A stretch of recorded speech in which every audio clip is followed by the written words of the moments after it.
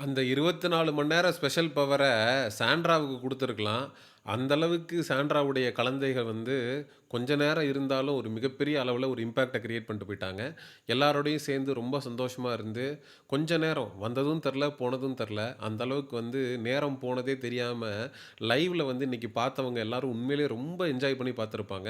ஏன்னா, சாண்ட்ராவுடைய அந்த twin daughters இருக்காங்க இல்லையா? அதுல ஒரு பொண்ணு மீனுக்குட்டின்னு சொல்லி, அப்படியே சாண்ட்ரா மாரி எல்லா விஷயத்துலயும் அழுகுறதுல, பேசுறதுல, அந்த கியூட்டா பண்றது, அது எல்லாமே வந்து அவ்வளோ சூப்பரா இருந்துச்சு.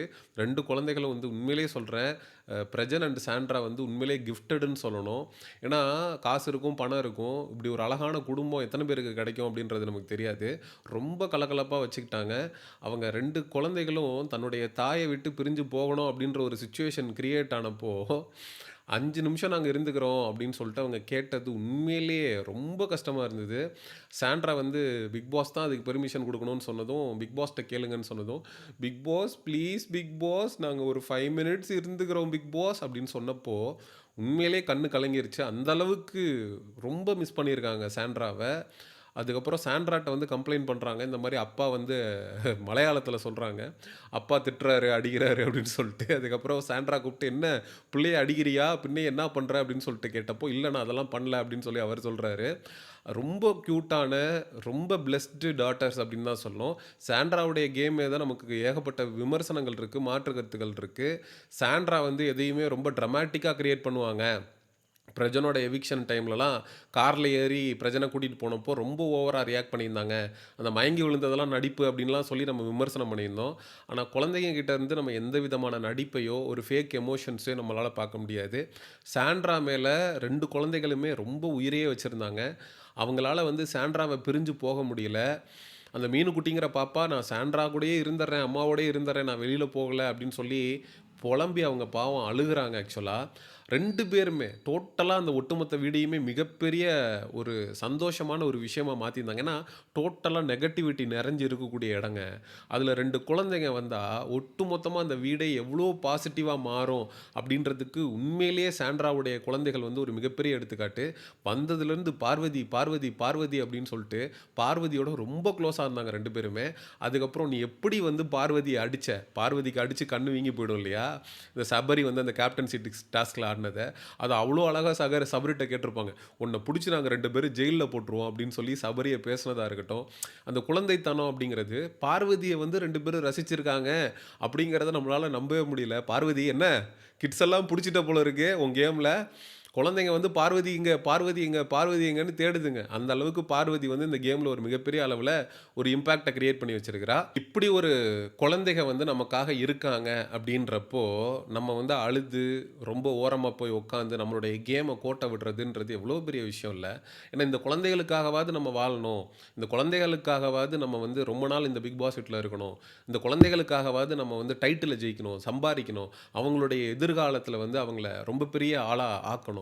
நம்ம பட்ட கஷ்டத்த நம்ம குழந்தைகள் படக்கூடாது அப்படிங்கிறத சாண்ட்ரா யோசிச்சிருக்கணுமோ அப்படின்ற மாரி தோணுது. But it's not too late Sandra.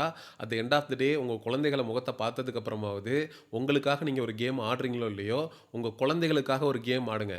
உங்க குழந்தைகள வச்சு கேம் ஆடாதீங்க. எப்படி கனிக்கிட்ட, "என் குழந்தைகள பத்தி நீங்க தப்பா பாட்டு பாடிட்டீங்க" அப்படின்னு சொல்லி உங்க குழந்தைகள வச்சு ஒரு கேம் ஆடுனீங்கல்ல, கிட்ஸ் கார்ட வச்சு. அது ரொம்ப பெரிய தப்பு. ஆனா இந்த குழந்தைகள பார்த்ததுக்கப்புறம், இவங்களுக்காகவாவது நீங்க ஒரு டாப் 5க்கு போணும். டாப் 5க்கு போய் நீங்க ஜெயிக்கிறீங்களோ இல்லையோ, ஒரு 10,00,000 15,00,000 பணத்தையாவது நீங்க வந்து கேஷ் பாக்ஸ்ல எடுத்துட்டு போணும். ஏன்னா, these beautiful kids haven't ton anything wrong. ஏன்னா, ஒரு லவ் மேரேஜ் பண்ணி, குடும்பத்தில வந்து எதிர்த்து, போராடி, வெளியில வந்து கஷ்டப்பட்டு, பிரஜனோட சேர்ந்து, ஒரு டஃப்பான லைஃப்ப நீங்க வாழ்றீங்க அப்படின்னா, it's because of your decision. ஆனா, உங்களுக்கு பிறந்த குழந்தைகள் எந்த தவறுமே பண்ணல. அவங்க வந்து தூய ஆத்மாக்கள். தே டிசர்வ்ஸ் ஹேப்பினஸ். 2 பேரும் தன்னுடைய அம்மாக்கள் இல்லாம 2 பேரும் கஷ்டப்பட்டு கதறி அழுத காட்சிகள யார் பார்த்திருந்தாலும் உண்மையிலேயே கஷ்டமா இருந்திருக்கும். நமக்கு பார்க்கும்போது அதில வந்து ஒரு பியூரஸ்ட் ஃபார்ம் ஆஃப் தூய பால் போன்ற ஒரு அன்பு இருந்தத மட்டும் தான் நம்மளால பார்க்க முடிஞ்சது. அவங்க 2 பேரும் தங்களுடைய தாயான சாண்ட்ராவ பிரிஞ்சு பிக் பாஸ் வீட்ட விட்டு வெளியேறிய காட்சிகள பார்க்கும்போது உண்மையிலேயே ரொம்ப வருத்தமா இருந்துச்சு.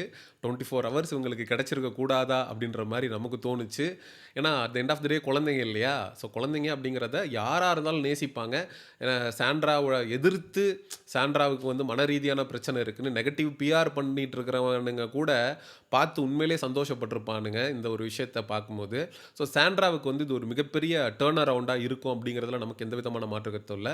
பிரஜனும் அவளால முடிஞ்ச அளவுக்கு இந்த ஒட்டுமொத்த கேம்லயும் நீ வந்து பின்னாடி நின்னுட்டேன்றதுக்காக எல்லாருமே அப்பர் ஹேண்ட் எடுத்துட்டாங்க. நீ வந்து கோட்ட விட்டுட்டு நிக்கிற. உன்ன வச்சு உன்ன போக் பண்ணி, உன்ன ப்ளேம் பண்ணி எல்லாரும் ஒரு கேம் ஆடி உனக்கு முன்னாடி போயிட்டுருக்காங்க. அப்படின்னு சொல்லிட்டு சாண்ட்ராவ தெளிவுபடுத்துற மாரி ஒரு விஷயத்த சொன்னாரு. அப்புறம் பார்வதிய பத்தி பற்றும், பார்வதி உன்கிட்டயும் பேசுறா, உனக்கு பின்னாடியும் பேசுறா அப்படின்னு சொல்லி பேசிட்டு போயிருந்தாரு.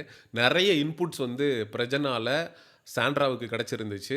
அண்ட் சாண்ட்ராவுக்கு வந்து இது ஒரு மிகப்பெரிய எமோஷனல் பூஸ்ட்டா இருக்கும். ஏன்னா, இவ்வளோ நாளா பிரஜனை பிரிஞ்சிருந்தாங்க. சட்டைய போட்டுக்கிட்டு ஒரு கேம் ஆடிட்டு இருந்தாங்க. இப்போ குழந்தைகள உள்ள கூட்டிட்டு வந்துட்டாரு. எல்லாரையுமே பார்த்துட்டாங்க. இது கண்டிப்பா சாண்ட்ராவுக்கு வந்து ஒரு மிகப்பெரிய அளவுல பாசிட்டிவா அமையும். இத வச்சு அடுத்து வரக்கூடிய நாட்களுக்கு ரொம்ப பாசிட்டிவான ஒரு கேம சாண்ட்ரா ஆடுவாங்க அப்படின்னு நம்ம எக்ஸ்பெக்ட் பண்ணலாம். ஒருவேள நம்ம வந்துட்டோம், இருந்துட்டோம், நம்ம குழந்தைகள பார்த்துட்டோம், பிரஜனையும் பார்த்துட்டோம். இதுக்கப்புறம் நம்ம பிக் பாஸ் வீட்டுக்குள்ள இருந்து என்ன பண்ண போறோம்? ஏன்னா, இந்த வாய்ப்பு அப்படிங்கிறது பிரஜனால தான் சாண்ட்ராவுக்கே கிடைக்குது. சாண்ட்ரா ஃபர்ஸ்ட்டு வந்து பிரஜன்ட்ட வந்து கேட்கும்போது, "நீங்க தனியா வர்ற மாரி இருந்தா வேண்டாம். உங்க மனைவியும் வந்து கூட்டிட்டு வரதுனா கூட்டிட்டு வாங்க." அப்படின்னு தான் சேனல் தரப்புலேருந்து கேட்கப்பட்டிருக்கு. அப்ப சாண்ட்ரா வந்து ஆசைப்பட்டு பிக் பாஸ் வீட்டுக்குள்ள வரல. தன்னுடைய கணவனுக்காக வந்தாங்க. கணவனே போனதுக்கப்புறம் நமக்கு எங்க கேமு? அப்படின்னு யோசிச்சு ஒண்ணு சாண்ட்ரா இந்த வாரத்தோட போயிடலாம் அப்படின்னு யோசிக்கலாம். ஏன்னா சாண்ட்ராவுடைய குழந்தைகளால சாண்ட்ராவை விட்டு பிரிஞ்சு இருக்க முடியல. சரி நம்ம சீக்கிரம் வெளியில போய் நம்ம குழந்தைகள பார்ப்போம் அப்படின்னு யோசிக்கலாம். அப்படி இல்லன்னா, நம்ம குழந்தைகளுக்காக ஏதாவது ஒண்ணு செய்யணும்டா. நம்ம குழந்தைங்க நம்ம இல்லாதப்ப எவ்வளோ தூரம் பிரிஞ்சு நம்மள கஷ்டப்பட்டுருக்காங்க. நம்ம லவ் பண்ணி ஓடி வந்து எவ்வளோ கஷ்டப்பட்டு, கேவலப்பட்டு இந்த சொசைட்டில ஒரு வாழ்க்கைய வாழ்ந்திருக்கோம். அப்படி ஒரு விஷயம் கஷ்டம் நம்ம குழந்தைகளுக்கு வந்துறக்கூடாது. ஃபினான்ஷியலா நம்ம எவ்வளோ கஷ்டப்பட்டுருப்போம். அதுக்காக ஏதாவது ஒண்ண பண்ணி டைட்டிலுக்காக முயற்சி பண்ணுவோம். அப்படி டைட்டில் கிடைக்கலையா, ₹15,00,000 பணத்த எடுத்துட்டு வெளில போயிடுறோம். நம்ம குழந்தைங்கள சந்தோஷமா வச்சுக்கிறோம். அப்படின்னு எந்த ஒரு தாயா இருந்தாலும் யோசிப்பா. சாண்ட்ரா இந்த 2ல எத சூஸ் பண்ண போறாங்க அப்படிங்கிறத பார்க்கறதுக்கு நான் ரொம்ப ஆவலா இருக்கேன். நீங்கலாம் சாண்ட்ராவுடைய குழந்தைகளுடைய என்ட்ரிய பார்த்து எவ்வளோ சந்தோஷப்பட்டீங்க? சாண்ட்ராக்கு இப்படிப்பட்ட ஒரு ஃபேமிலி கிடைச்சிருக்கு. பிரஜன் மாரியான ஒரு ஹஸ்பண்ட் கிடைச்சிருக்காரு அப்படின்னு நீங்க எத்தன பேர் சந்தோஷப்படுறீங்க? அப்படிங்கிற உங்களுடைய கருத்துக்கள மறக்காம கமெண்ட் செக்ஷன்ல சொல்லுங்க. ஏன்னா, ஐ வுட் லைக் டூ சீ. ஏன்னா நெகட்டிவிட்டிய மட்டுமே பார்த்து கொண்டிருந்த 75 நாளா டோட்டலா நெகட்டிவிட்டிய மட்டுமே பார்த்து கொண்டிருந்த பிக் பாஸ் ரசிகர்களுக்கு சாண்ட்ராவுடைய ஃபேமிலி, சாண்ட்ராவுடைய குழந்தைகள் வந்தது உண்மையிலேயே ஒரு பாசிட்டிவ் வைப்ஸை ஏற்படுத்தியிருக்கும் அப்படிங்கிறது என்னுடைய தாழ்மையான கருத்து.